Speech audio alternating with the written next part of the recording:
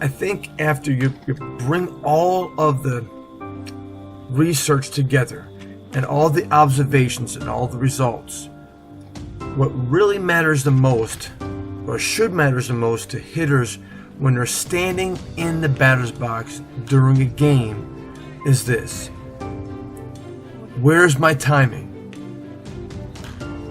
Where's my pitch selection? Where's my plate discipline?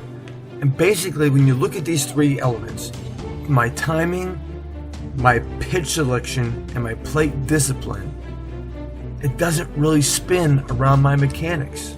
So why don't we, as hitters and coaches and player development directors, put more emphasis in researching and studying what good timing is, what good pitch selection is, and what is plate discipline?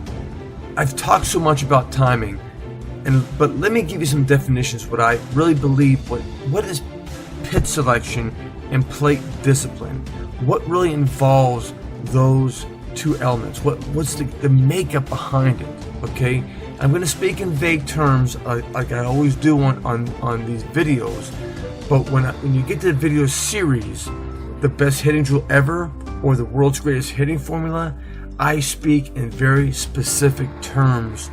It's very detailed terms of how so batters and coaches can have a better grasp of how to formulate this. The details I provide inside the video series, the best hitting drill ever, and the world's greatest hitting formula, helps hitters, helps coaches to learn the specific things hitters need to learn to make practical applications during the game.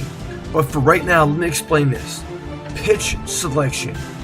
This is where it begins. It begins with a definition of a starting line and a definition of a finish line. The ball is out there, now it's right here.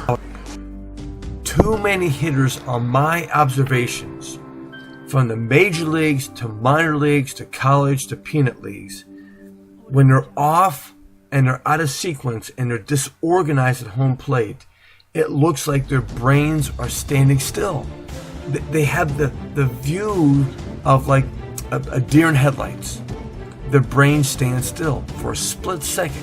What causes this brain to stand still? It could be a lot of reasons, but some of them are this: there's doubt, there's apprehensive, and there's reluctance in those hitters.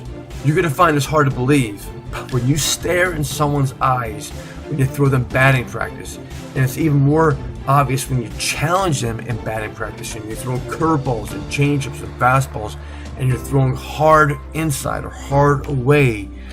A lot of times when you look at those hitters' eyes, they look like they're not even accounting for the ball moving. They don't even look like, in their eyes, their vision, their minds, that they're assessing that they're trying to hit a moving ball. Pitch selection and plate discipline is a lot easier to manage and organize when you have knowledge about the pitcher, about the starting line, and about the finish line. The starting line, it helps enormously when you can fit in the piece that I call the common denominator. It is like the capstone, the cornerstone to all timing. And spinning off from understanding that great piece of timing, the common denominator, is how to manage the depth perception. It's how to manage, pitch selections. A lot of times when you're a hitter, sometimes as soon as you see the ball, you're all in. Why do you think it is that some players, they can take a bad pitch and still make it look good? They can take a borderline strike and still square it up and do some damage. We hear it all the time. For decades, slow the game down. Our sports psychologist influences us as coaches and players. Take deep breathing techniques and slow the game down, slow the heart rate down. Hey, that may help mildly, okay? Especially for the people who either consciously or subconsciously can control the starting line and finish line. But believe me, it all boils down to is this: if you can't control the starting line and you're not going to control the finish line, You get to be all the deep breathing techniques you want to, it's still not going to work out for you. Our baseballs and softball cultures are so influenced with this idea and this notion. Swing at strikes, hit strikes. Here's a quote from Pete Rose. Listen carefully. If you get a young kid that's going to swing at a high pitch occasionally or a low pitch occasionally, he's going to be very aggressive. Let him do it. Don't try to make him swing at strikes only. If you get a young kid that's going to swing at a high pitch occasionally or a low pitch occasionally, he's going to be very aggressive. Let him do it. Don't try to make him swing at strikes only. Don't try to make him swing at strikes only. Don't try to make him swing at strikes only. Don't try to make him swing at strikes only.